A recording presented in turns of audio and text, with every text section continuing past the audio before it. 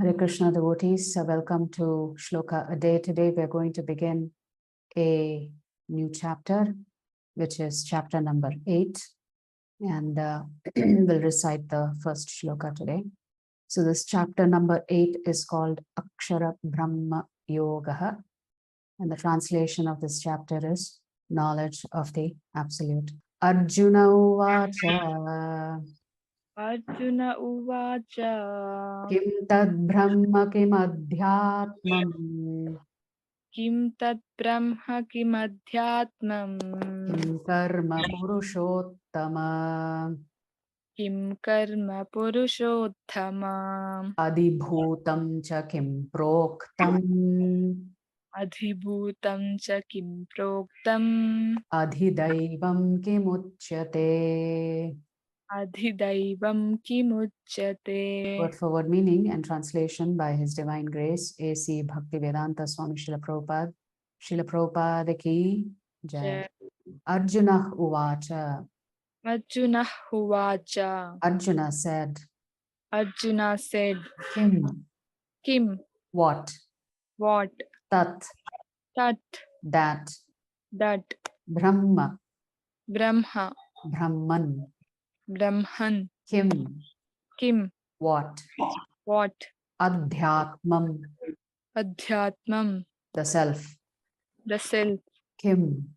Kim. What? What? Karma. Karma.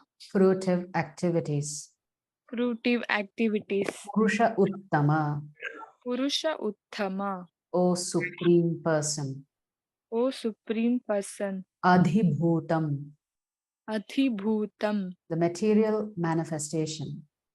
The material manifestation. Cha. Cha. And. Kim. Kim. What? What? Proktam.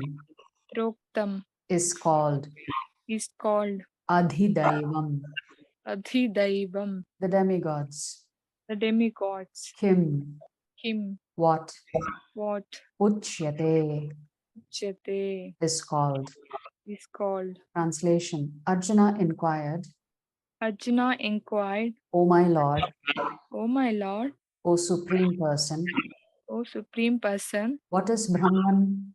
What is Brahman? What is the self? What is the self? What are fruitive activities?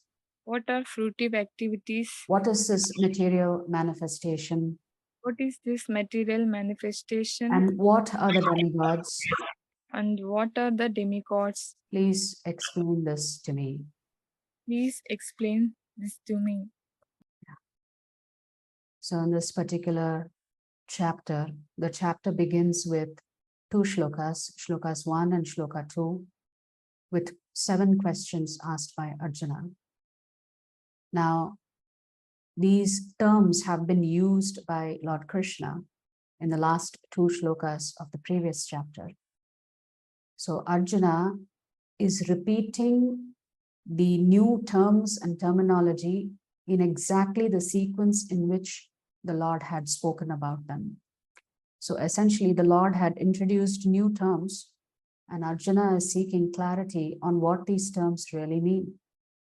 But before we do that, let's look at how the chapter actually unfolds, this 8th chapter. So from shlokas 1 to 4, shlokas 1 and 2, Arjuna is asking these 7 questions. And shlokas 3 and 4, the Lord is answering Arjuna's first 6 questions. And the last question Arjuna asks is, how should one remember him at the time of death? So Krishna answers that questions in shlokas 5 to 8 on how one can actually remember Krishna at the time of death. And then the Lord compares different ways of remembering him for different types of bhaktas. So from shlokas 9 to 13, how you can remember him by Yoga Mishra Bhakti. From shlokas 14 to 15, how you can remember him by Shuddha Bhakti. From 16 to 22, remembering the Lord by simply comparing the nature of the material world with the nature of the spiritual world. One is impermanent, one is permanent. One is full of miseries, the other one is full of bliss. And from 23 to 28, how we can remember the Lord by performing Bhakti Yoga, which is much easier than Ashtanga Yoga. And of course, in the process, the Lord talks about different types of death, whether you die in the morning or in the evening, in the noon, the time of the day, the phases of the moon, whether it's Uttarayan or Dakshirayan time. All of these things the Lord talks about throughout this chapter. So essentially, this chapter is about how to remember Krishna at the time of death so you can attain his abode. So in this particular shloka, the first shloka, if you remember chapter 7, it concluded with Krishna glorifying the three aspects of his features, Adhibhuta, Adiyagya, and Adidaiva.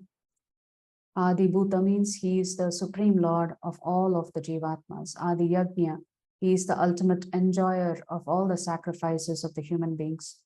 Adidaiva, he is the predominator of all of material nature. So the 8th chapter begins with this question from Arjuna: what do all these terms mean? And Krishna answers, and he takes a significant amount of time to describe the last question of Arjuna, which is how to remember him at the time of death. So the word Brahman, Adhyatma, Karma were introduced in the 29th shloka of the previous chapter, and Adhibhuta and Adhidaiva were introduced in the 30th shloka of the 7th chapter. Arjuna is addressing Krishna as Purushottama, Purusha Uttama, which means he is the supreme person. Purusha means person, and Uttama means topmost, supreme person. And Prabhupada writes in the purport that the questions were put forward by Arjuna not just to a friend, but to the supreme person, the ultimate authority who can give a definitive answer to the questions that Arjuna has asked. So in shloka 8.1, there are 5 terms that Arjuna is asking for clarification: Brahman, Adhyatma, Karma, Adhibhuta, and Adhidaiva. In shloka 2, which is a continuation of Arjuna's questions, Arjuna is asking, who is Adi Yajna? Where and how does he live in the body, and how do we know him at the time of death? So in sum total, there are 7 questions between shlokas 1 and 2. Actually, these particular terms are explained in detail in the Upanishads. And these are considered to be very technical terms and very difficult to understand.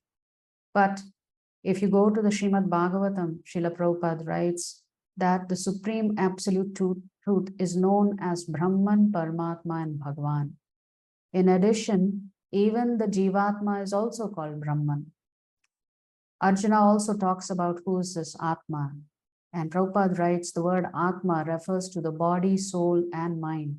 And according to the Vedic dictionary, Atma refers to the mind, soul, body, and also the senses.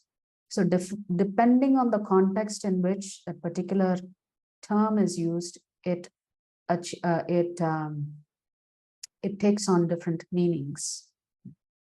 So the very last shloka of the 7th chapter was Jara Marana Mokshaya Mamashritya Yatantiye Te Brahma Tad Viduh Kritsnam Adhyatmam Karma Chakilam.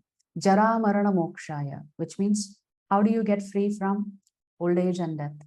That is what we are most concerned about. We don't want to become old, we don't want to die. Why? Because we are immortal and we want to understand how do we achieve that immortality. The soul is immortal. But we mistakenly think that the body is also immortal. The material body is immortal. Mamashritya yatantiye, which is those who take shelter of me and then they try, which is they try to escape this process of old age and death. Mam ashritya. They take the shelter of the Supreme Lord. Te Brahma Tad Viduh Kritsnam. With then, by this, through that knowledge, they come to know who is Brahman. and that they themselves are also Brahman. And Adhyatmam Karma Chakilam. And therefore, all their activities, Adhyatmam, becomes transcendental. So there, the word karma is used in an interesting way. Adhyatmam karma chakilam. So what is the meaning of the word karma? That is what is Krishna is going to respond in his answers, which we will get to in the next 2-3 shlokas. So tomorrow we will cover shloka number 2. So today this is the basic summary of the first shloka. It's Arjuna asking these 5 questions, and then 2 more questions will come in shloka number 2. If you like our videos, please subscribe to our channel and turn on the bell notification. If you'd like to join our classes every day, please check the details in the description section of this video. We look forward to serving you.